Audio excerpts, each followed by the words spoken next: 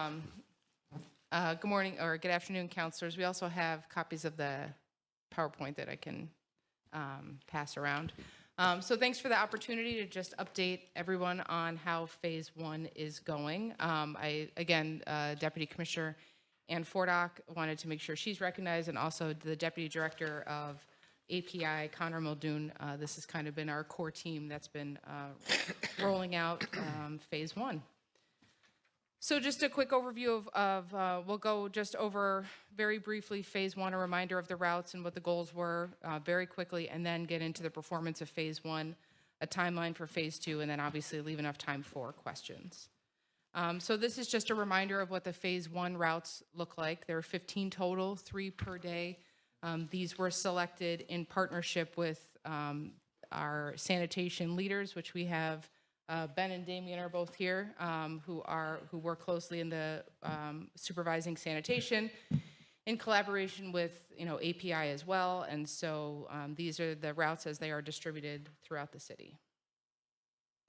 Just a reminder of our overall program goals for the carts was to provide better service to residents, creating a safer, healthier work environment for our sanitation staff, and then also investing in a cleaner city with the hope that having carts with lids on it would help reduce litter and try to make the set out of trash more standardized and really correct some of those behaviors that have just continued throughout the years, in part because the city had not been enforcing rules that were on the books, and understandably residents would just put stuff out to the curb, and one way or the other the city would come pick it up.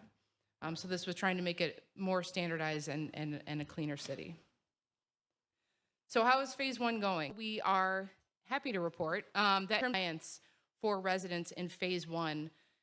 As a reminder, there are about 6,800 properties in Phase 1, receiving a total of around 9,000 carts.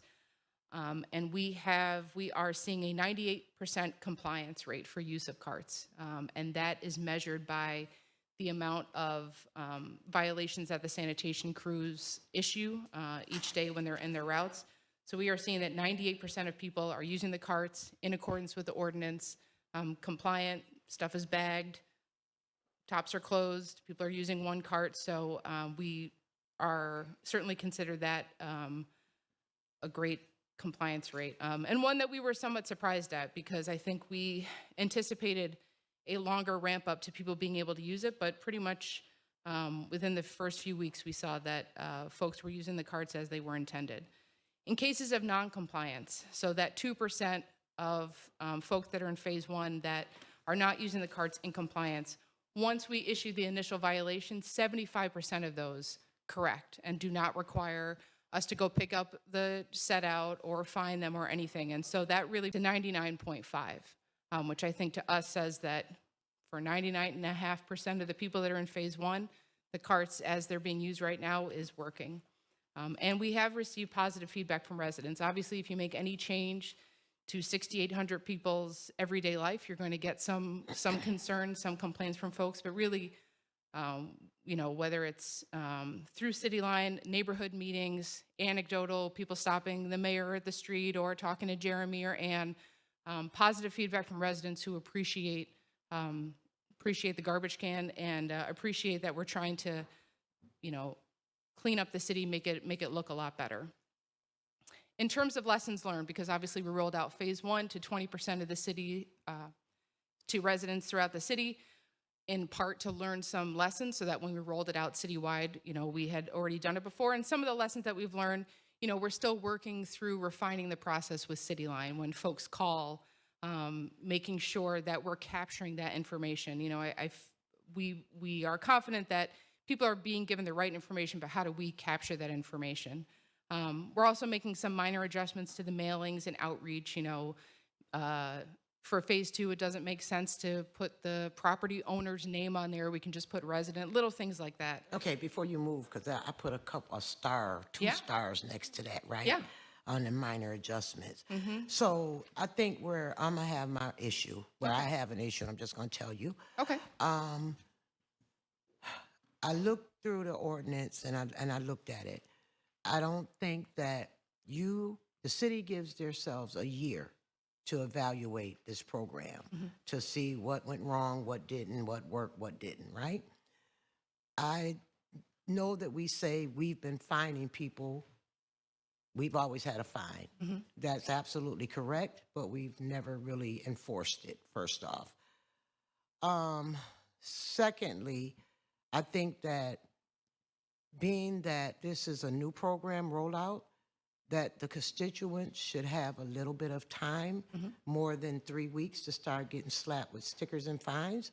Because if we afforded ourselves the whole year to evaluate this, they should get at least 6 months. So where is the year coming from? I don't have it with me, but it's in the paper, in your ordinance, My ordinance? or the ordinance. Yeah, for trash carts. so I guess, so I don't know where exactly the year is coming from. We're using the 20% of the city, which gives us 3 months to just make sure things are working before we roll out to citywide. I can say at least from the 10 years ago that I worked at code enforcement, we were citing illegal set-outs then and fining people then. So, Illegal set-outs, right, but I think people are having a problem with these trash carts. I've seen them, I rode around. People go by, they lift the lids, they drop their trash and leave it half open. So now that homeowner is not gonna get picked up because somebody came down the street and opened their bin. Or they come and drop dog poo on the top of the cart. That cart's not gonna get picked up. They didn't put that up there. So we have to really look at how this rollout is. sure. I mean, I will say though, 98% of people on the first run are using it the way it's supposed to be used. So there are absolutely issues to resolve, and we get those calls same as everybody else, and we want the input from folks on how to make the rollout as smooth as possible for phase 2. But 98% of folks are using the carts as they should be used. And again, once we let people know, hey, there's an issue, your trash wasn't bagged, or 99.5% of people are able to correct it, there's no fine. So I mean, of the 99.5 is for us a compliance rate. Identifying or So yeah, I mean, and also when we did the rollout, we did 3 weeks, 2 or 3 weeks. Sorry, can you actually give No, us I got a sticker the first day. Yeah, so when we did the rollout, we spent 2 weeks. The first week we, just wanted to see what the compliance rate was. We issued warning stickers. So they were bright orange warning stickers to let people know, hey, we'll pick this up this time, but just so you know, next week, this isn't in compliance with the ordinance. And we did that for at least 2 or 3 weeks of issuing warnings to people to let them know, if, a few weeks from now, you're going to get a violation notice because this is not set out properly, as a way to try and educate folks on what the expectation was. that's that 2% you were talking about. So at this point, we're at, so that would be roughly the 2%. And so the way it works now, if somebody sets out something that's not in compliance with the ordinance, their trash is just loose in the cart, or they have extra bags next to the So cart. is there different fees with different infractions? No, it's basically across the board. You did not comply with the ordinance. We issue a violation ticket. At that point, the owner has 24 hours to correct the violation. So, in the most cases, it's pull it back from the curb because, you put loose trash in there, you put extra bags of trash. So of that 2% that we issue a violation ticket and say, hey, something's wrong with the set out, 75% of those correct it. And so only less than 1%, half a percentage of people end up not correcting it. We end up having to pick that up and we charge them a fine for not setting it out right the first time, not correcting it after we notify them through the violation notice that there's an issue. And some of these folks are repeat offenders. And again, there's going to be a handful of folks, and we're working with a number of folks who might not understand or don't feel like the cart meets their needs. But again, that's less than half a percentage of all the properties that we're working with in phase 1 that are having issues. Corey, I just got to say something, and not to undermine you, but I just don't agree on this, just because my phone was like, I had probably about 50 calls just for people, constituents in the community. One is that we did a percentage of rollout and we find this part of the community, but the whole 80% of the community is still not getting fined because they're taking their trash out regularly. So that's not fair. Once we can do a whole part of the community and everyone equally, That's one thing. The second thing is the education piece. We're a mixed culture community. People didn't know, right? So once you stuck the sticker on, they didn't know what they did wrong, right? No one did that. The other part is most kids take out trash, right? In neighborhoods. We didn't do any of that education piece where kids know, okay, you can't do this, you can't do that. The other thing is the trash bags. A lot of communities don't put their stuff in the trash. For years, they put it in a trash can and they go. We know people at social services, when they receive their money or on a fix, that there's nothing in that budget for a trash bag. So what I'm saying is there's an education piece that we didn't do, and we just immediately start finding and then putting their information. I kept getting emails from people where there's like, we got a list of violations, right, in the email, which makes people alarmed. Like, wait a minute. So my biggest thing is that we got to do better. We got to, first of all, we can't find people until we figure out what's right and what's going to work, right? And 20% of the community can't get fined, and the other 80% can still put 5 trash bags out. The second thing is we didn't do our education piece. We didn't culturally make sure that everyone knows what happens. And the third thing is, in the summertime, people might have extra trash. So you want the trash to stick next to their trash cans, and they got to wait till next month, and we already have an issue with trash everywhere. People are going to start dumping trash places. So a couple of things, and I think you're right. You know, our outreach, we did mailings, we did social media, we went to neighborhood meetings, we talked to Neighborhood Watch and TNT, but we are open to other ways in which we could educate people that the changes are being made. You know, we did a citywide mailing, then we did a targeted mailing. You know, we've talked about it in every opportunity we can, but we are completely open to what are more ways that we could reach people. I don't, And then they said that you put the literature, they said that when they got their cans, the information was in the bottom of the can. Maybe we should tape it to the top of the can. So there's actually, if you open up the lids, there's a hook on the lid, and that's where the information was. It was in a bag, and it would have been hooked to the bag. Now, obviously, did the bag fall off in some cases? Sure, but I know when I saw carts delivered, you open up the lid, and there was a bag hanging with information right there of all the expectations of what you were supposed to do. But again, yeah, and we also had, you know, a card there for people that needed the information in other languages, but we're absolutely open to other ways that we can reach people. You know, there are hard to reach communities, and if a mailing doesn't get to them, and information delivered with a cart doesn't get to them, and community meetings don't get to them, and social media doesn't get to them, we're open to ideas on how we can reach other folks. I don't think anybody is against it because, yes, we do want a cleaner city, and I do know that you worked on it for a while, Corey, but I'm going to say the same thing I said earlier. You can do TNT, you could do Neighborhood Watch. A lot of those folks don't come to those meetings. Great. And it's like all of the constituents, literally, you'd have to go door to door. Correct. And not in just this instance, in a lot of instances, Right. we're not doing that well because we depend on people. Oh, well, I went to TNT.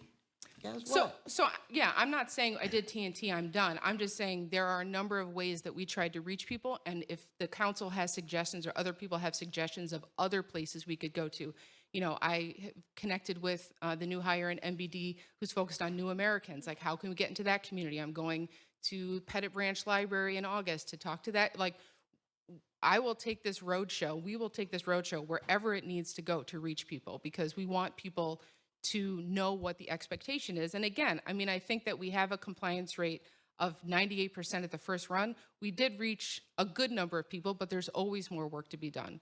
But I mean, also in terms of the illegal setouts, so this is just the illegal setouts that happened in phase 1 that were cited by sanitation.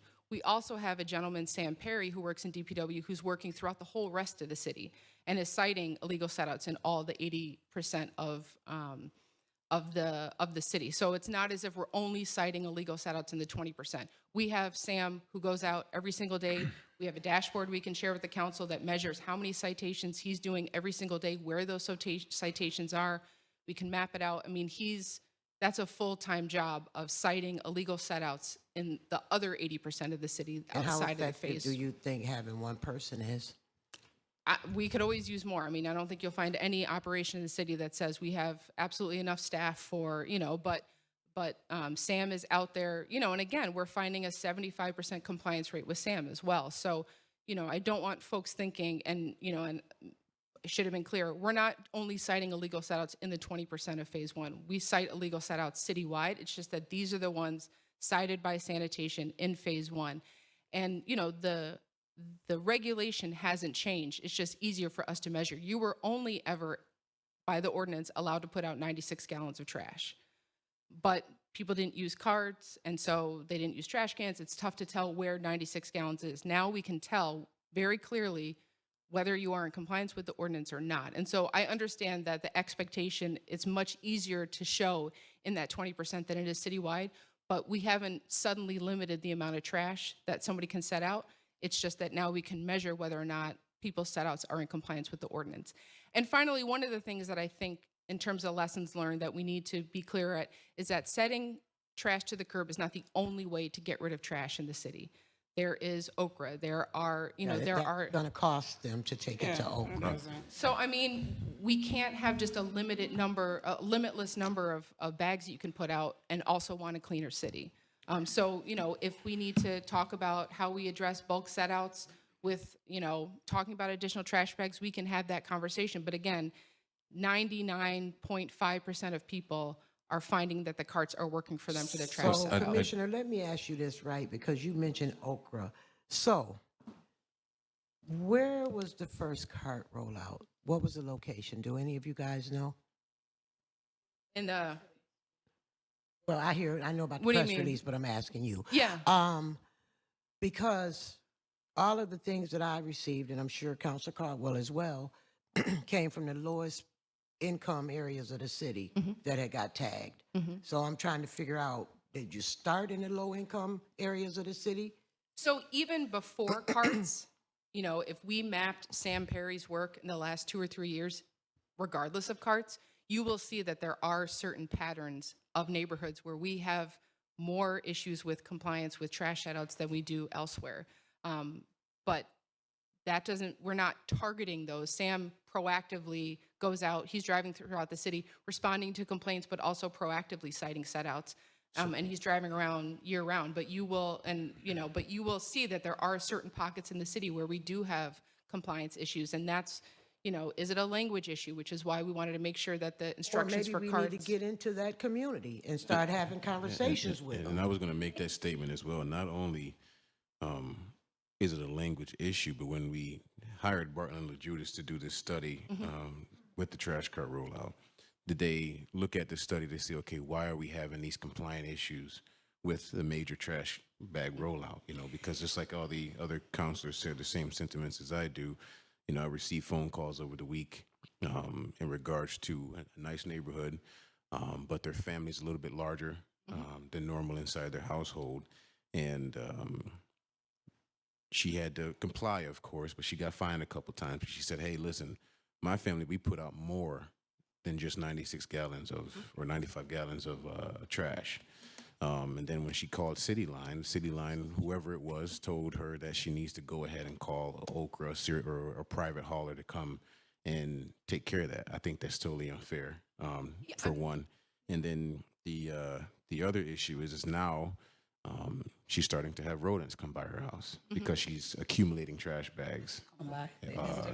So what I did was I went and picked up her trash and took care of it for her. But I think we really, really, especially in the summer months with graduations, with holidays and things like that, we got to work on that just to make it happen. Picnics. Yeah. We only have nice weather, 12 weeks of the month. And we want people to engage in their homes and have family settings. So when we have stuff like that, there has to be other options. Because when I tell you, Corey, I hear what y'all saying. Yeah. We're going to find trash all over the place, right? Yeah, I mean, because people are going to start dumping it because they're not going to want it near That's their what they're house. telling me. They said, They're not- "We'll they're just like, dump So it at abandoned I mean, houses." that very well may happen. We haven't seen that yet in the 20%, but again, these are the conversations that we need to have before we roll this out citywide. I mean, it's striking a balance between trying to make sure that, that we don't have bags of trash sitting out for days, but also trying to make sure that it's not just a completely limitless set out, because then you get folks that, what about landlords who have properties outside of the city? Well, why don't they bring their trash in and leave it there? Because the city has no limit on how many bags of trash you can put out. And the 96 gallons is what's in the ordinance, and so the cart is matching the limit that's already on the books. And it's just, how do you strike a balance between wanting to accommodate those occasional, events or special events with just, it's a free-for-all and you can put out as many bags of trash as you want, as many weeks as you want. It's just trying to strike that balance. So happy to work with the council to try and figure out how to address that issue. But, again, less than 1% of people are finding that this is suitable for their needs. Where are you getting the percentages from? Right. Yeah. So the surveying number, people, no, or- if it's not working for you, you got a violation. Not necessarily. I mean, so there are a lot of dissatisfied people. They just they're trying to adjust to it, but there are a lot of dissatisfied people. So Sure. I'm just I confused mean- as to where you're getting, like, you're saying basically you're getting like a 99% approval rate, and that is totally not true.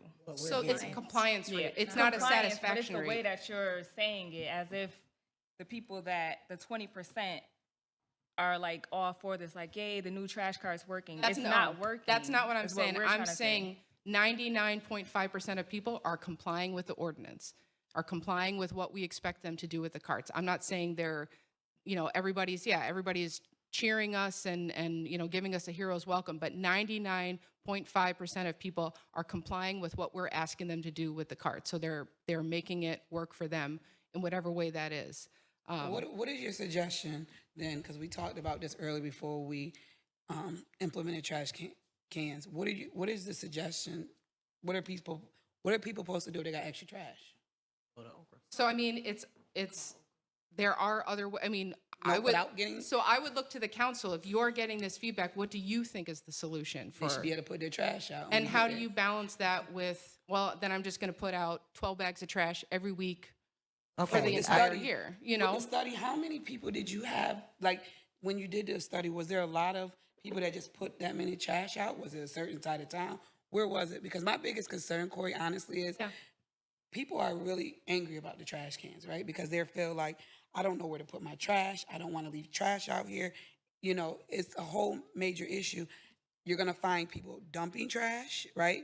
You're getting people making the note that you put on the computer of all their violations. People who rent, now the people who own the houses are having problems with the people that rent because they're saying, wait a minute, I'm getting a violation. So we got this going on in the community, right? So my thing is, what do we do to prevent the trash? Because the trash is, I went on the north side, just drove through there yesterday, right? And that part of the neighborhood, if I'm not correct, you haven't even got to yet, right? We're on Butternut Street. We're on. I mean, like there's part's up that there at yellow the north part side. right there is all the north side. What are we, like, we can't just say we're not going to pick up trash and we just got to charge, people to pay for their trash. It's like got to be another plan. Maybe an extra trash can. We'll pick up their trash. It'll be 96 gallons means you're producing more than a kitchen-sized bag of trash per day, more than one per day. What if you have a big family? You don't even need a big family. I'm one person. I put out 2-3 bags in the dumpster probably a week. Okay, that's okay. So, 96 gallons, again, we're not suddenly changing how much trash you can put out, but we've got a cart now that measures whether or not you are in compliance with the ordinance. But I think the way you issued the carts, when we talked about this, because Councilor Majuk was hoping to get an additional cart, in the very, very beginning, you did say that you'll consider issuing additional carts and you'll consider 2 sizes. And then along the way, got rid of the 2 sizes. It's one size fits all. It's 1 cart per unit. And I know we went back and forth. You didn't want the 10 units in there. We ended up approving the 10-unit apartment buildings. I still think that 96 gallons for single people in a 10-unit apartment is overkill. And I would love to see the data on whether or not those 10 carts are being used for those 10 apartment buildings. Yeah, Do you so- have that data? So we are working, so we have the carts that were delivered to those multi-unit apartments, and we are working with those owners to make sure the number of carts they have meets their needs. So if they don't need all those carts, then we can take them those. back. Yeah, And it's we going can to be. consider issuing those carts elsewhere who do need the overflow trash. So I think we'd have to talk to the council about how that would work, because that would be an Square footage of a an property? annual fee to people to have an additional cart. And are those people in the best position to now be paying an annual fee every year to have an Even extra square trash? footage of a Ticket charge. property, there's 5,000 square feet houses in Strathmore, they might warrant 2 carts versus a 1,500 2-family house on the Which north is why side. you couldn't base it on square footage. You'd have to just base it on how much trash is being produced. But I think square footage is a good indicator Well, of I how would- much. Okay. But I I would. don't think so. Go ahead. I mean, My cousin lives in an 800 square foot apartment with 4 kids. Man, And they're producing more trash they're than, producing a lot of trash. So how's it fair for a family of 4 in Sedgwick or Strathmore, 5,000 square foot, to get 2 of them, and she doesn't? yeah. So I mean, you have quantify to, number of people per unit then. That's what you should do. Yeah. So do we have like, so with the trash, enlighten me a little bit, was there, like, what is our annual fee? I know we have to clean up, and there was a reason why we went to this, but like, what was it that triggered it? What was the annual, was it like a horrendous fee? what, that we're being that charged? triggered the carts? Yes. Primarily, it was the strain and stress on our workforce, and the $5 million that we spend every year on workers' comp, and just that our employees are punishing their bodies. And, you know, I didn't get to it yet, but we are getting positive responses from our employees that are telling us, and Ben and Damien can speak to this more than I can, but that they're going home at the end of the day, their back doesn't hurt, their shoulders don't hurt, their knees don't hurt, they're not covered in juice, or I had maggots in my trash this morning. Like, they're, you know, it's a better work environment for them. They're going home in the same condition they came to work, which is what we wanted to do, to make sure that this was a safe work environment for sanitation, and they're not punishing themselves and their bodies every day because, you know, we need to get our trash issue under control. The hope was also to contain the trash. Correct. So it's too strong. Correct. Now, here's what I'm saying. I think, Corey, you know, when we started this, the idea was that this was going to be a learning approach, right? There was nothing solid. We have never done this before.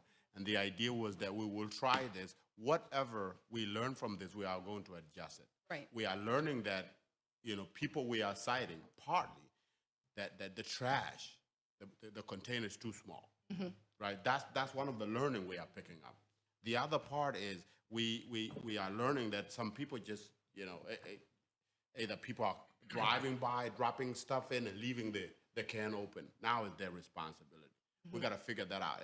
And the first suggestion that the trash bin is too small for these families, I think we got to figure out how to treat these case by case. Okay, approach it in that, like with me, the trash has not made it to Elmwood yet. You're gonna get fined. Okay, and my right, and mine is coming, right? And until I know how this going to help me, or at least address my situation with my family, I don't know that, right? But with those that we have learned that this trash bin is too small, I think we got to figure out that it got to be addressed case by case. I don't know if we give that to the discretion of the commissioner to be able to see that as you cite them repeatedly, right? As you cite them this week, and next week they come back and you see the bags. Commissioner, we can't keep citing these people, right? We got to figure out from the discretion of the commissioner, looking at those data. If we keep citing this person because of too much trash, can we give them extra bigger container, right? Yes, agreed. I mean, and I think that's the purpose of this conversation today, is to give you the feedback and the data that we've collected and get feedback from you. I mean, to talk about what we want to change in phase 2, you know, again, you know, 98% of people aren't even getting a violation. You know, but we need to figure out that 2%, what can we do to try and make it easier for them? Again, you know, I do think that anything that introduces a second cart will incur a fee, and whether or not families are in the position to pay that annual fee for an additional cart because you're going above and beyond what's already in the ordinance.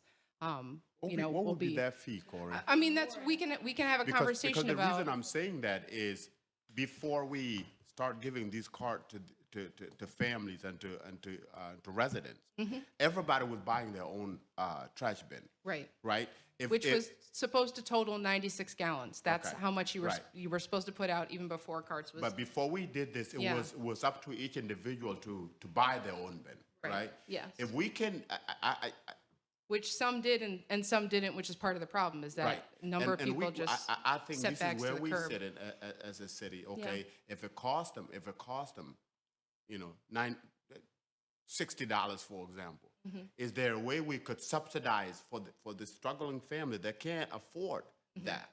You know, and figure that out, because at the end of the day, what we want this to do was to control trash, so the trash not get blown all over the Right. city, Yeah. which is what's happening right now. And it was a great idea to have those lids on, right? And if that is not happening, we got to get to that because it defeats our mission. Yeah. It doesn't, right? Yeah, I mean, I would say again, I know with only 2% of people not being able to abide by the carts, I think trash is being contained in those phase 1 neighborhoods. But, I am more than willing, and I think, obviously I don't want to speak for the commissioner, but completely open to talking about alternatives, options, and having a conversation about what we might be able to do. But I do just, want to make sure that we don't lose sight of, for the vast majority of people, we're not seeing an issue. But there are those folks that, and we had issues with illegal setouts before carts, and, we work with people on an individual basis to try and solve those issues, and more than willing to do that going forward. What happens if Do we in- have a plan for the places that we know the cart won't work? I mean, I can think of places in my district where there's no way a cart can get from the house to the street. Yeah, I mean, in many cases, we are, some municipalities do it in that you self-report, you identify that, look, I live in this property, this is going to work for me because maybe the person next door to you doesn't have an issue, and so they're fine to bring their cart down that flight of stairs, but you're not in the position to do that and get a waiver by, that's how some municipalities do it. So it's sort of self-reporting rather than the city assuming on your behalf that you can't do it. So you would get a waiver similar as you would get if you have a disability or a condition that prevents you from bringing that to the curb. Anywhere on the current map, the rollout, are there any of those situations where people are like, there's no way? I'm not aware of any topographical issues right now in phase 1. But it's coming though, right? For Yeah, some of those there will university be, properties? yes. And those are some of the things that we need to work out with City Line. Okay. So again, minor adjustments to mailing and outreach, maybe major adjustments to Right, outreach. can I ask another question? 'Cause Yeah, I go ahead. Triggered so how many people have requested assistance in this first? How many would elderly say people, like a differently able dozen. people Yeah, less than 20. have asked for help getting it out every week? Correct. And we're Have able been to- approved for it, right? Not just asked, but approved. So yes, yeah. How have we addressed that? So people, when we encourage them on the literature to call City Line, they call City Line and say, look, I have a disability or I have some condition that prevents me from doing this. We handle it very similar to the way that we do parking for people with disabilities. Just send in this form, give us a note, and that way, we will give you a waiver for using the cart. So it works very similar to parking. Every week when they put out their trash, Right. one of our team members knows Correct. that house need their trash to Correct. be. Okay. And right now, it's a little bit, from memory, but what we're. Roll it out. So we would probably just if it depends. I mean, it depends on if the person says, I can bring the cart to outside my side door, outside my kitchen, but I can't roll it to the curb. Okay, then we know that. Or if they say, all I can do is put the bags outside the door, then we would make that accommodation. It depends on what the need is, and but again, less than 20 of those so far. So questions I really have, back to the fines. Yeah. Me too, I'm after you. What happens if a person doesn't pay fine? So that's a service we provided, so it would be rolled onto their taxes. You roll into the tax. It's similar if we have to mow your lawn or we have to pick up trash at your property. If you've got your lawn littered with trash and we pick that up, or you own a vacant house and we had to board it up, that's a service we're providing, and so it rolls onto your taxes. Okay. And How much? It's $325, $350, $350. which is that's was in the ordinance. 350 what? For that's $350. $350 for an illegal set out. Illegal sales. There were different prices in there. Because when I looked at the ordinance, the first one said 250, and then if you went to the flip page, it tacked on that extra 100. So I think there's a little confusion yeah. in that pricing. It's $250. I think it's $100 for an administrative fee. So, and again, like if you want to appeal that, if you want to say, hey, that wasn't me, I've got video, I've got, I've never had an issue before, and obviously somebody came through and dumped this, there's a very process through BAA with Leah Whitmer to get that resolved, similar to parking tickets or. I could get your trash picked up, but okay. And also on the part where people would set out their trash cars, and let's say we have some people that have been going through people's trash, ripping it open. Even though the trash is still in the cart, going into the back of the the truck, why aren't we picking the ripped trash bag open? So, I can see if, people were just dumping their trash in there without a bag. Right. But if the bag is ripped open, why are we refusing that service when it's all going to the same spot? so Commissioner Robinson and I have had a conversation about that, of empowering the sanitation crews to use their discretion in those cases. If it's very clear that, look, these series of houses, they're all ripped up the same way, this is an area that we know this is an issue, then the sanitation crews can use their discretion. If it's, you're the only one that's ripped up and this is not a neighborhood that, we have seen those issues before, we might handle it differently, but that way the sanitation crew leaders who know these trash set-outs and know these neighborhoods very well would be able to use their discretion in that case. Also, Yeah. I've also seen some crews take the trash bag out of the can and Yes. still throwing it in the back of the truck too. Yeah. What are we doing for that as far as the safer work environment for the employees? Yeah, so we've corrected a bunch of issues that we had in the first couple weeks that we had the problem with our employees digging in the trash. And so it gotten better over time. Obviously, we still get these 1 and 2s, but I think the message is if they are doing it and we catch them, we're just going to write them up. Plain and simple. So if the lid is not shut, do we leave it? I've had many complaints about that as well, with the lid not being fully shut, and they I did think not. setting that precedent is dangerous when we get to a place where we're with recyclables, because I can tell you, someone goes through my recyclable bins every single week to get bottles and cans, so they're gonna leave those lids open. I think it's. No, I think that's what it is did you put so much in there that you can't close the lid, or did somebody come by, flip it open to see if there were some cans in there? And Back to the counselor's question, because I sit there and I watch. They'll rip open the trash bags looking for bottles and cans, not just recyclables. So what happens in that case when the trash is out there? so that's the similar case where Commissioner Robinson is working with the sanitation I just team. think we should look at both. If it's in discretion where it's up a little bit and we can get it, I think maybe we probably should look at it and see if we, instead of finding them, we should look at that. So that's something that we should do internally to see if that's something that we can adjust. Because we want to find a balance between, look, this cart is open this much, or the lid, it's so overflowing, the lid's not even closing, and the whole point of this was to try and contain trash. So just trying to find that balance. Will it be overkill if we had trash pickup 2 times a week? You go ahead. I'm just asking, because I'm just only asking. I've got notes here from constituents, so I'm just. Yeah, we would need more trucks, we would need more staff. So, that would be a pretty big investment. Okay, I think I'm next. You done? Yes, you are. So to date, how many violations have went out? And then can you give us a dollar amount?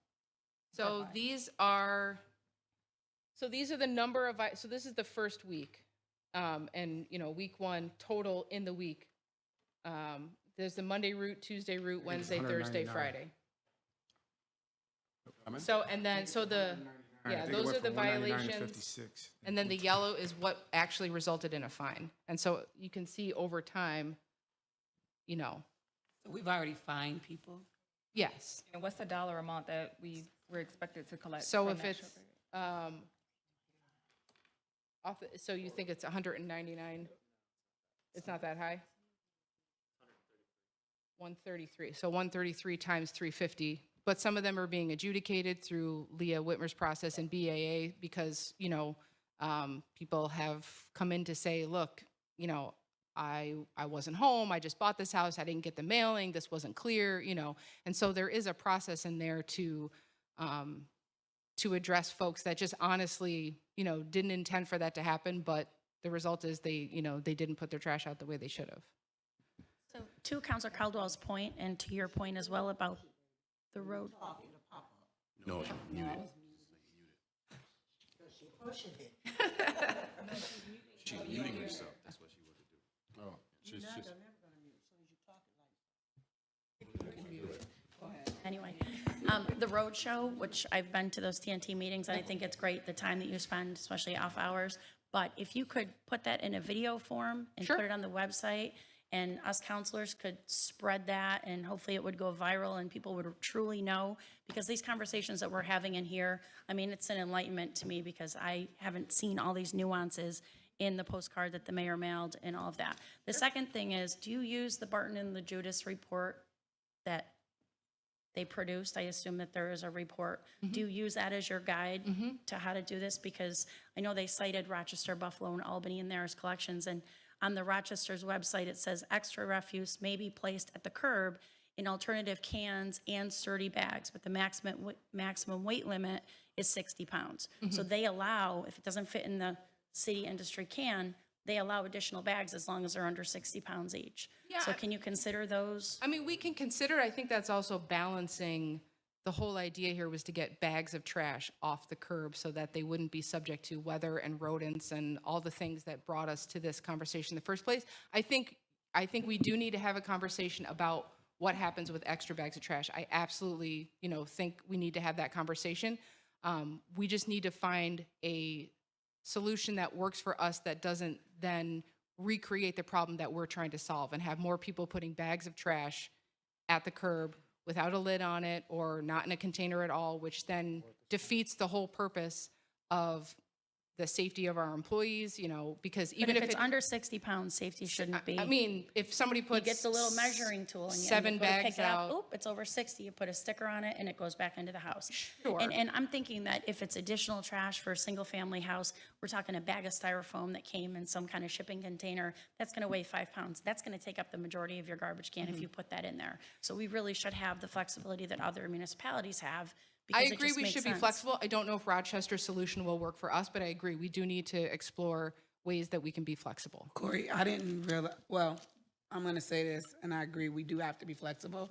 And I'm really going to push that because us charging taxpayers money, right, for something that we didn't educate them on that fast is ridiculous. Like, and I'm telling you this, like, $46,000 is what we sort of adding up that we're going to make from this for the fines in 3 weeks when we're still trying to figure it out is wrong. I think you got to give people time. When you make changes without educating them, we didn't go to the schools. We didn't talk about it. It just happened. So people weren't prepared for it. And then we're like, oh, you did it wrong, fine. Like after 2 weeks, you don't know, kids take it out. We just got to do better because yes, we do need money, but we don't need it off the taxpayers' money for some trash. We want to make it right. The goal is to make sure that trash is picked up, this neighborhood clean, not to take money from people because they don't understand the process. And we're just fining. Yeah. And then the rental people, it's going to come down a trickle-down effect because now people who are rental now, they're going to get more fines from the people. So we got to do better as educators, and we didn't do our part. We didn't. So we just immediately fine them. We allow the guys that take out trash to still take it out for weeks, and then you're going to eventually, but that's eventually, right? Because it takes time. Yeah. Just finding people right away is not right. So I don't think I agree with you. We do need to improve our outreach efforts without a doubt. I don't think we started finding people right away. Again, how do you reach people who aren't on social media, who don't look at their mail, who don't go community meetings, who aren't engaged, don't read the newspaper?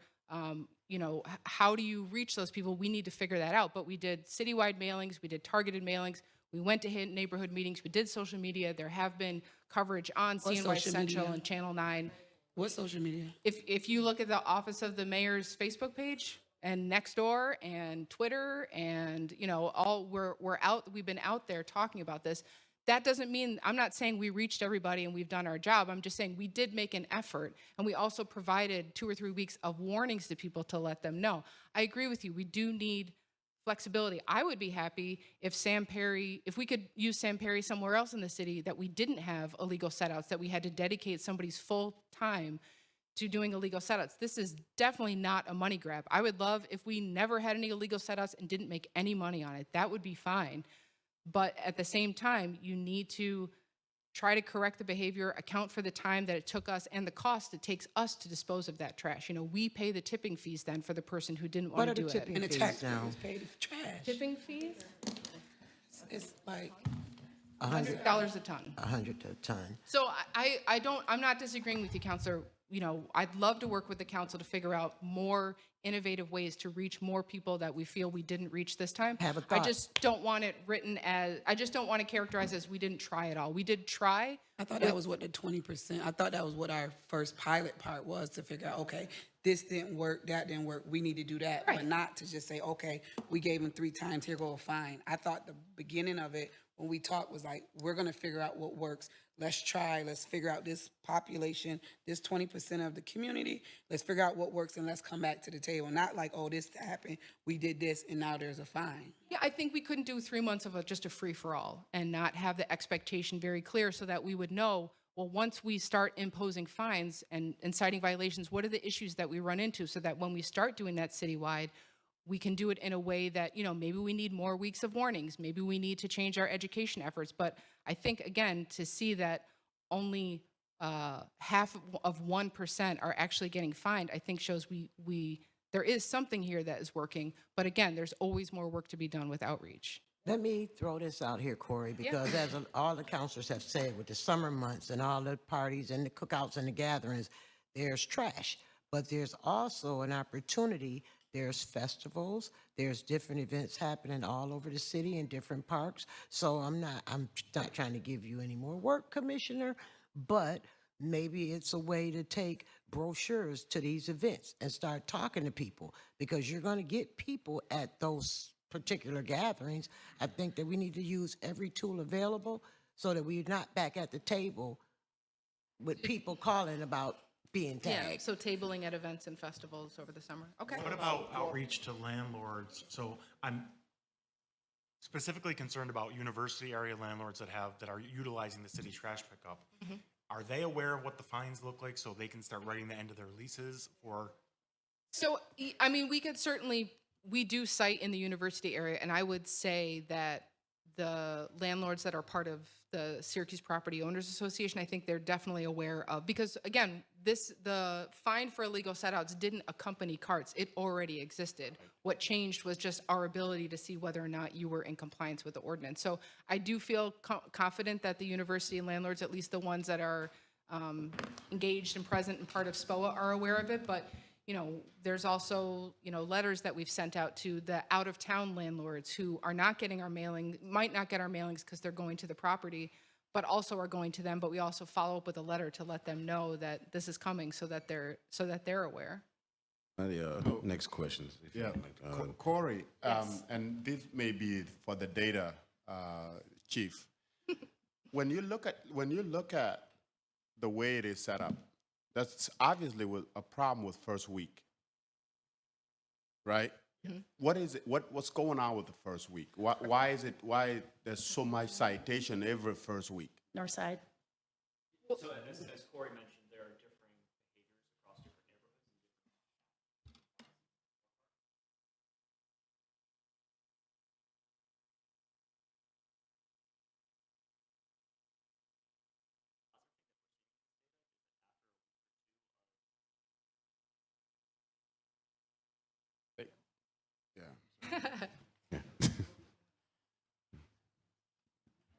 Connor Muldoon, Deputy Chief Innovation and Data Officer. So as I was explaining, Counselor, there are differing behaviors across different neighborhoods in terms of sanitation practices. We were fully anticipating, based on past behavior, that our Monday routes, our north side neighborhoods, would respond to carts in a different way than some of our other neighborhoods. And that's what we do see here in weeks 1 and Monday routes and Tuesday routes. The additional thing is that our routes are not perfectly balanced. Our Monday routes and our Tuesday routes are much heavier than, for example, our Friday routes. They're about twice as large on a household basis as our Friday routes. So we fully anticipated that at the beginning of our first couple of weeks of operations of enforcing the existing ordinances, we would see a higher level of violations. What these numbers actually show, and as Corey has demonstrated, Corey has explained, this is a far higher rate of compliance than we first thought. The really positive thing to see here is that you look on this chart and you see it segmented into Monday, Tuesday, Wednesday, Thursday, Friday. In every single week, across every single route, we're seeing improved and increased compliance across each route. So residents are learning and receiving that education of what's allowed and what's not allowed. So to that point, can I ask the question about route optimization? Because you brought that up with Barton and Judas. Absolutely. What have you done with regard to that? Sure. So we're working with a vendor called Rubicon. We are starting next week with that on our rollout. So Haven't done any route optimization up until this point. no, route optimization is going to take a little bit of time because a lot of that is due to balancing the routes in terms of weight. And so we need more operational data in order to say what's the best way to optimize our routes. What Rubicon is going to allow us to do is to provide a tool to sanitation drivers and crew leaders to better communicate on where are these issues of compliance happening so that we can pick them up faster, document them better, and provide that VIP service to our residents who require handicap and other disability services. So that, along with the fact that the north side is the most densely populated, therefore probably has the higher concentration of trash, wouldn't it have made sense to do the optimization before we rolled out these carts and actually gave phase one to the north side? So we can't do the optimization until we have weight data that we can collect and work with a consultant and devise the best way to work through the neighborhoods on a per household basis. So it requires having that ground level information in a couple of weeks or months of that data before we can fully put into effect an optimization route. We also want to be optimizing our recycling routes, which the recycling cans are going to be starting in 2024. So we're doing a pilot right now, starting next week with Rubicon. It's the same technology we've been using for our snowplow turn-by-turn directions that we piloted last fall. We're going to be working with them to understand what data are we collecting and does this technology work for our crews and for our drivers. If that is successful, we're going to be entering into a contract to do a consulting engagement with them to figure out the best way to optimize our routes and start that next year. Are you actually weighing the trash, or are you just counting trash bags It's or by buckets? disposal tickets. When the packer goes to the disposal site at Okra, it gets a slip that says, okay, this load was 3,454 pounds, whatever. And so we can track that. The drivers will be able to enter in, when it's geo-fenced so that the GPS system will know, oh, you're at the disposal site, you're disposing of something, how much weight did you dispose of? Again, I think that information would have been so important before we rolled out the carts, because then we would have known the north side probably needs 1.5 carts per unit versus, but I won't rant on that anymore. I think ideally that's what we would have liked to have done. I think we ran into timing issues, but I agree. And as a follow-up question to bring that slide back again. As a follow-up, and we have talked here about education, right? Educating our constituent. I think the revenue that we got from citing constituent, I think all the first week, as you can see there's a problem, right? I think we should probably mail out a second load of mail educating those folks specifically to help them with this. And I see that, Corey. I see that there's a reduction. Eventually, I think the message is clicking. But I think we should be able to double down on these folks again and help them with that education piece. So a targeted mailing to the first week Targeted mail violations. to those first week folks. That's what I would suggest. And also, what side of the city did we receive most violations from? What side of the city? Yes. I mean, we can certainly map out, because this, again, is only measuring sanitation. So this is the illegal set out that you were issued when sanitation comes through. If you put a TV and a carpet out and your trash day is Monday and you put it out on Wednesday, sanitation's not going to get that. Sam Perry's going to get that. Okay. And so we could certainly work to combine Sam Perry's work and sanitation's work to map it out for the council to show you where illegal setouts are most frequently cited. And then, what was I going to say next? You got anything? I do, while you wait. I just received a text, because remember, our constituents like to watch us, okay? So the text came and said, can they offer 3 to 4 large trash call-ins per year, like tires? I think this would help for the summer months, but overall, this isn't working. I have several trash cans, and we put out our 1 bag per week without a can because I don't want my cans and lids broken or missing. Are they in phase one? If they're putting their bag to the curb, they wouldn't be in phase. Yeah, they'd be in phase She two. said the cans don't go out because they don't want them missing. We haven't. Cans, probably. Yeah, it's probably her own cans. I mean, we don't really have widespread issues with theft or any of the things that we wanted to make sure we watched for in phase one. So again, happy to work with the council to see ways that we might be able to accommodate that. Again, I just want to balance that with the whole reason one of the reasons we started this in the first place was to get rid of bag trash at the curb. Just bags of trash, uncovered, sitting at the curb. I figured it out. City Line, is anybody from City Line here? How many calls have City Line have Yeah, so- received to say, hey, listen, what do I do with my trash? Right. So that's one of I see the compliance. Right. You know what I mean? But I think with this new thing, we do have to force the hand, right? However, just to make that balancing act, to Councilor Schultz's point and all the rest of us, with the compliant percentage here, with the fines and everything like that, how many calls have they received? Yeah, so that's one of the things that we need to work on with City Line. We can get you that information. It lives in a couple different places because I think we need to distinguish between someone who's voicing their opinion but has no problem actually using the cart and someone who's saying, I actually can't use this cart. This is not working for me. And trying to make sure we sort that through, whether someone's just offering their feedback, which we want, Right. but there's no additional action to take at that point, or someone who actually needs us to follow up. So we can get you those numbers. It's imprecise and imperfect right now, but those are one of the things we want to improve as we move into phase 2, is to make sure that we can streamline that data more easily in City Line and give them, make sure that they can distinguish between those two types of calls. Like, I'm just not comfortable with the direction to the private haulers. Nothing against them, you know what I mean?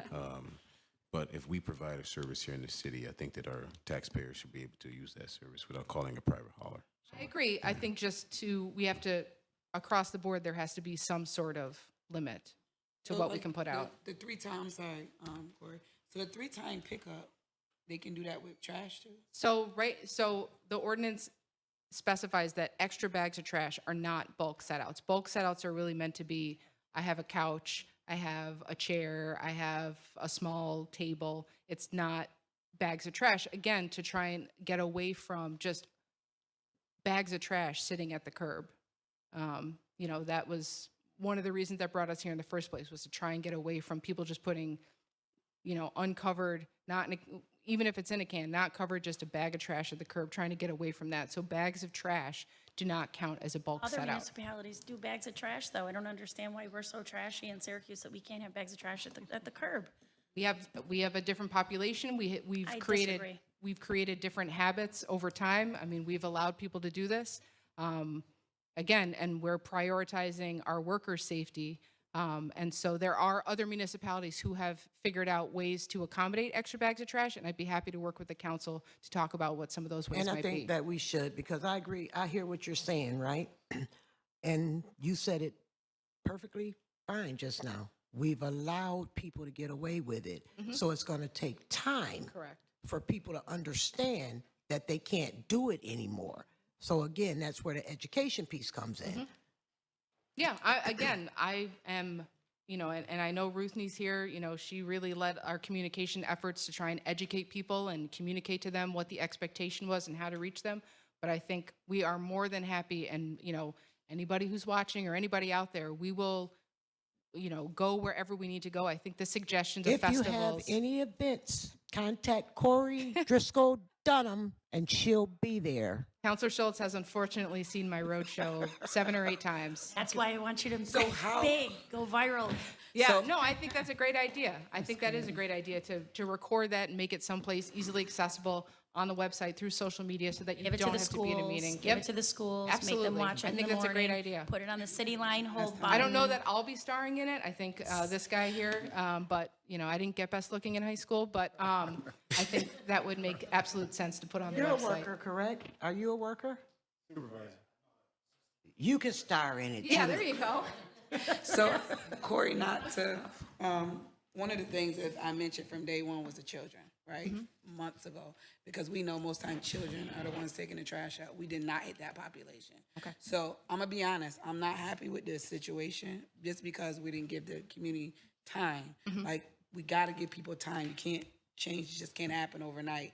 And we can't just keep charging the 49% of the people that are paying taxes in our community these fines. Every time I turn around, it's like, it's not good. It doesn't look good, and it looks like we're just searching for money instead of trying to make it right. So as the council and the city, we want to make sure that we're making it fair. So how can we, we're going to have to talk about it, because it could be an ordinance change. We can change the ordinance of trash. We can change the ordinance of how many pickups. We can even put a hold on like fines right now until we can deliver and then give people time for it. I just think it's just unfair. Yeah, that 20% of the community is getting this, and we still have to figure out what we need to do. You know, I felt the same way about the parking meters. We have to fix things, make sure it's right, then we go ahead. It just takes time. You Yeah, just can't. the council has been a partner with us from the launching of this, and so I fully intend and hope that the council will continue to be a partner as we start moving towards rolling out phase 2 to let us know how we can make the rollout of phase 2 as smooth as we can. So that was going to be my next statement there from the council, is that before we get to phase 2, which is supposed to happen in September, we would like to address some of these issues prior to us rolling out phase 2.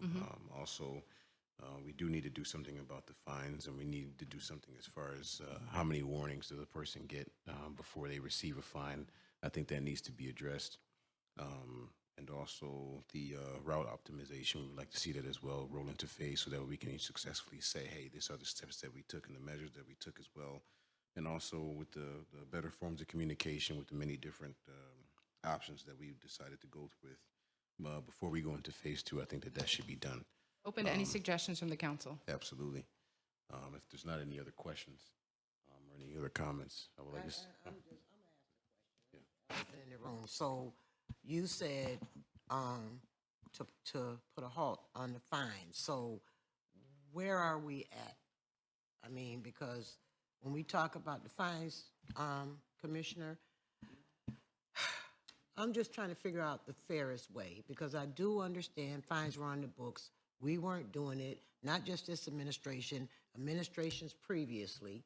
I mean, to be fair, I think we were doing it. And, you know, Sam has cited, I think, issued 12,000 tickets in the last year, previous to the carts. So, I mean, people were doing it. It's just that now we can see more easily with the cart whether or not someone's adhering to the ordinance. But we can produce photos upon photos upon photos of citations we've issued. No photos. What I want to see is, previous to the cart rollout, could you get me the numbers and Yes. the dollar amount of what the fines were for the year? And in what neighborhoods? I would love to know. And then we can figure it out from there. Yeah, absolutely. Because I mean, I looked in the ordinance, like I said, there's 2 different dollar amounts. And as some of my colleagues were talking, we were talking about lowering the threshold of the fines. So, I mean, we need to really figure something out. One other quick question, if I could. You know that electronic list that comes out every week of violators? How do you sign up to get that list? Because I've got constituents that say, I get this, I don't know why I get it. So it's through the rental. If you are registered in the rental registry, that's where the information is meant to come from, that it's pulled from the rental registry. But I will also say one of the things that we're working on is, and we are planning to have it launched by the time we roll out carts, is to have illegal set out tickets issued with the same technology that issues parking tickets, in the sense that you leave the ticket there, the image of the ticket is captured right there. If you have an email address on file with us, we can send you a notice that says, hey, you've just been cited, because I know for out-of-town landlords that's sometimes been an issue. But right now, the illegal set-out tickets are triplicate. They're carbon copy, and someone's got to fill out who got it and look up their address, where their mailing address is. So, right now the system works in that the data is pulled down from the rental registry, because generally speaking, it's the rental properties. Usually, if you're an owner-occupied property, you saw the ticket because you live at the house, and so that's where that information is pulled from, and then finance sends out the notice each day. But those are more than rental properties. There's single-family homes on those lists. It's everyone who got a citation. A single-family home could be a rental.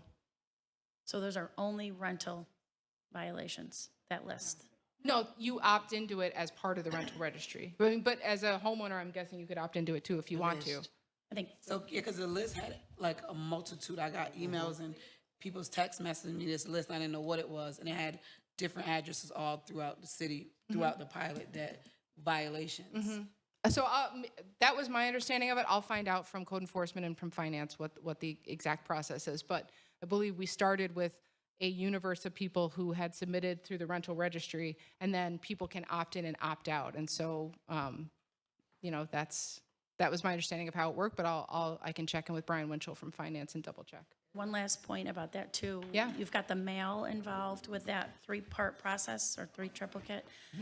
Mail and 24 hours don't go together. Right, which is why we're moving to the system where if you have an email address on file with us, we can send you an email. Not there yet. Therefore, Right. I lobby that we don't fine people until we have adequate notification processes So- in place. We're in compliance with the ordinance. We leave one at the property. If you have a property manager, the property manager should be managing the properties and seeing that you've got illegal setouts, you've got a ticket there. Again, there is a process that if this is you've owned this property for 17 years, is the first time you've ever gotten one of these, there is an element with the BAA to appeal that ticket. And I will get from Leah in terms of how many of those have been dismissed. But I don't want to get to the point where we just start picking up illegal setouts because people complain when they see that rug's been sitting out for 3 days and nobody's picked it up. We cite that, and then we're just going to pick that up for free and not charge people for it. I understand that, but we just have to have a really solid plan in place on behalf of the city in order to do that, because we Right. have plenty of rentals out there that are not on the registry. They're under the radar, nobody knows. So, That this is an incentive to get into the rental registry so that you'll get these notifications from the city. correct. So we're 3 months in, right? No, how many months we're into? 6 weeks. So when did you start finding people? So it would have been, yeah, there was a rollout week and then 2 weeks of warnings. So it would have been, a month, June 10th? June 10th. So we delivered them, so we had about 3 or 4 weeks of rolling them out and then delivering warnings and then started citing people for illegal setouts. So if your property had a violation in week 4, had never had one prior to that, do they get a warning or do they get a ticket? So the ticket is the warning. So that, yeah, I mean, at that point, the ticket is at that point, we're not going to keep track of who we've given warnings to before. You don't get fined until the trash Right. gets picked up. So if you did everything fine and then in week 4 you suddenly did something, we weren't keeping track of who we issued warning stickers to before in the previous weeks. We just issued them a ticket and then they have 24 hours to correct it and it doesn't cost them anything. So there was no, Even if the lid is up, so I got a warning because my lid was up. My trash can, it was a trash bag that it couldn't close all the way. Yeah. So if this was in week 4 after, they would have gave me the warning. They wouldn't have picked the trash up. They would have issued, they wouldn't have picked the trash up. They would have issued the ticket and you would have had 24 hours. And then they would have waited 24 hours for me to come and push the trash down and put the lid down. That's redundant. Like, That's what I was just saying to President Hudson. That's something that we Yeah. need to talk internally to see if we can correct those type of situations. yeah, because to me, it makes no sense. And it's like a waste of our resources for our D.P.W. workers to have to come back when it's a simple push Yeah. down of the trash can. So yeah, I think to Commissioner Robinson's point, the point is how open is because the whole point is to have a lid on that so that thing is contained. Is it up a little bit? Is it basically open because you just put a trash bin on it and the lid is open? So I think to Commissioner Robinson's point, that's something we need to work through with the crews of. So how are you guys? Because the crews that come on my street, and I've sent you a message, they've been doing an excellent job. But I do understand, I get phone calls from other constituents where they don't feel like they're doing a great job. So when you have like the ones that are on my route, they're doing a really, really good job.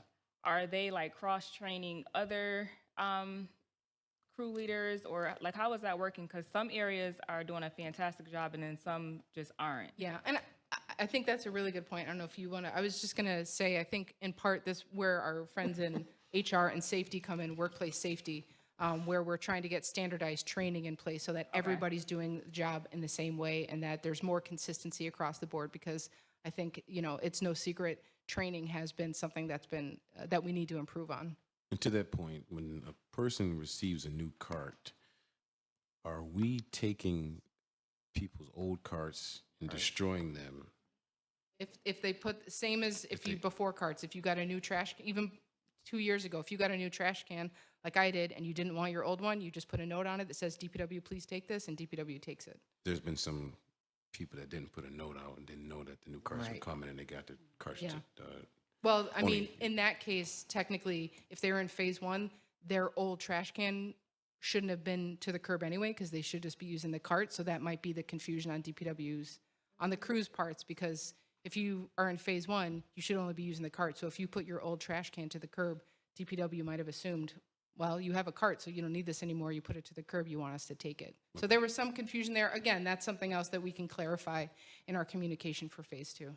Can I actually, and then I'm going to be quiet, but I just want to ask this because we know with anything we do, there's a trickle effect, okay, that trickles down. So, and I know we are not New York and we can't do rent control, but a lot of these renters are paying landlords. And when they're paying these landlords, if they live in the city or don't live in the city, when they start getting tagged, we've heard it said before from the landlords, the cost gets passed down to the tenant. So they get 3 tags in a year, that's what, $1,200? So when they started passing it to the renter, how do we protect the renter from that? Even though they're the ones doing it wrong, they're still going to get hit by that landlord because he's not going to pay that fee. Right. So, I mean, I guess it's educating tenants on things to look for in your lease. Are you setting the trash out, or is the landlord setting the trash out? If the landlord's setting the trash out and there's a violation, you know, it shouldn't fall on the, Or maybe the tenant. landlord live in Brooklyn, so that he's not So if- setting the trash out. So if They the are. tenant's setting it out and they set it out in a way that's not in compliance with the ordinance, they would get a violation ticket. They would see that ticket, pull it back from the curb, and it hasn't cost them anything. So, I mean, The simple world, but that's not the simple world we live in. That tenant's going to see that violation. That tenant's not going to give a care in the world. That tenant's going to go on about their business. The landlord, which you already know who it is, to that property, they're going to get tagged, and it's going to go on their taxes. And then that tenant, in turn, is going to turn around when he keeps paying those fines. That tenant is going to pick up that cost. So we already have an issue with renters and stable housing, and that's going to be a trickle effect. Yeah, I mean, I would look to tenants to, you know, I mean, I don't know that the city necessarily wants to get involved in the Understood what details you said, of rental registry. So it's all connected. Right.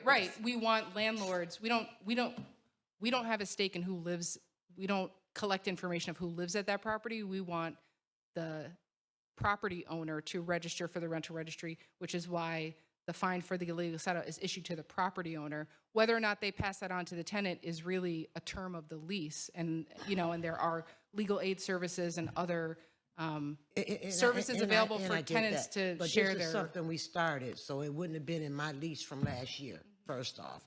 And then when you start talking about, and I get it, I know that you're just offering to help. Yeah. But as a renter, I'm not running the BAA. I'm not running the legal aid. That's just too much to put out a bag of trash. Yeah. I'm not going to do that. I would say to the tenant, abide by the ordinance and you don't have to worry about it. I mean, you know, and 98% of people have been doing that. Just abide by the ordinance and you don't have to worry about it at all.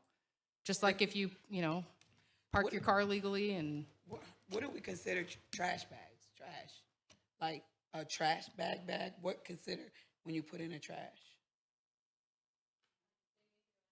It's like a philosophical question. When is a trash bag a bag? No, seriously, it's a good question. Yeah. What do you consider as a bag? Because a bag could be trash.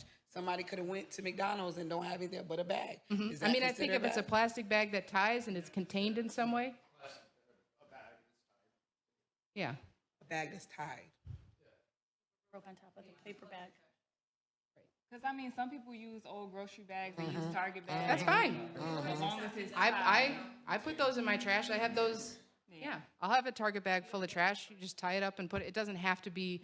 It has to be a Glad kitchen size. You know, it can. If you want to do a series of Target bags for your trash, have at it. Can it be a paper bag? So I mean, paper bags. That gets more difficult because you know. Yeah, paper bags. Has wrapping paper that has metal on it. It can't go in your recycling, Commissioner. Yeah. So Well, I'm actually really asking a question because the first week I got a fine. I mean, I got a sticker, and I didn't know. I'm like, what did I do? I didn't, even though I have about 15 kids in my house, so yes, the trash is not working for me, but through the summer. But one of the kids that's why I said it's important to educate the kids. Yeah.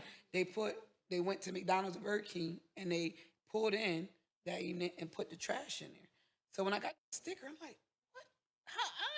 And they were like, oh, I said, what did anybody put?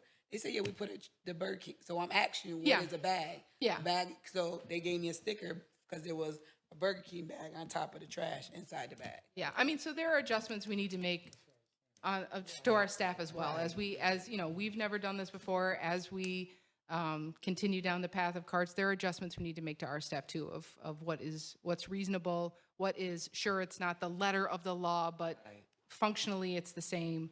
You know.